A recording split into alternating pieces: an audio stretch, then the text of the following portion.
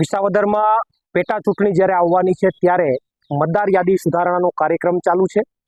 મતદાર યાદીના સુધારણાની અંદર ઘણીવાર સત્તાધારી પક્ષ અને ભાજપના નેતાઓ દ્વારા ખોટી રીતે એમાં છેડછાડો કરવી, ખોટા નામ ઉમેરવા, અમુક નામો કમી કરવા અને ક્યાંક ને ક્યાંક નીચેના અધિકારીઓ ફિલ્ડ વેરિફિકેશન પરફેક્ટ ના કરે અથવા ડુપ્લિકેટ નામ, એકને એક વ્યક્તિના બે જગ્યાએ નામ હોય છતાં એને કમી ન કરવા, આવી અનેક છેડછાડો થતી હોય છે. અને સત્તાધારી પક્ષના લોકો પોતાને ફાયદો થાય એ રીતે આખી સિસ્ટમ ગોઠવતા હોય છે. ત્યારે વિસાવદરની અંદર આવું ન થાય એના માટે આજરોજ આમ આદમી પાર્ટી દ્વારા વિસાવદર મામલતદાર, વિસાવદર પ્રાંત અધિકારી, સાથે સાથે ભેસાણ મામલતદાર અને જુનાગઢ ગ્રામ્ય મામલતદારને એક આવેદનપત્ર આપી અને તમામને અત્યારથી જ અમે એક વાતથી સાવચેત કર્યા છે કે આવી કોઈ પણ ઘટનામાં કોઈ સત્તાધારી પક્ષના નેતાના દબાણમાં આવીને કોઈ કામ કરવાનું નથી. તમામ અધિકારીઓએ નિષ્પક્ષ કામ કરવાનું છે.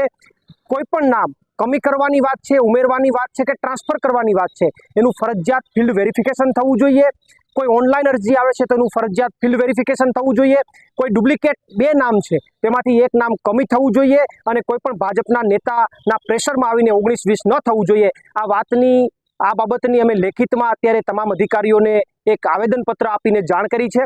છતાં પણ આવનારા દિવસોમાં ક્યાંય પણ ખોટું થશે તો અમારી લીગલ ટીમ અને અમારી ગ્રાઉન્ડ ઉપરની ટીમ છે સતત કાર્યરત છે અને આવી કોઈ પણ ઘટના બનશે તો ચોક્કસથી અમે એને મીડિયા સમક્ષ લાવી અને કોઈ પણ અધિકારી આમાં ખોટું કરતો હશે તો એને અમે કોર્ટના દરવાજા સુધી લઈ જવા માટે પણ તૈયાર છે. પ્રવીણ રામ, પ્રદેશ ફ્રન્ટલ અધ્યક્ષ, આમ આદમી પાર્ટી.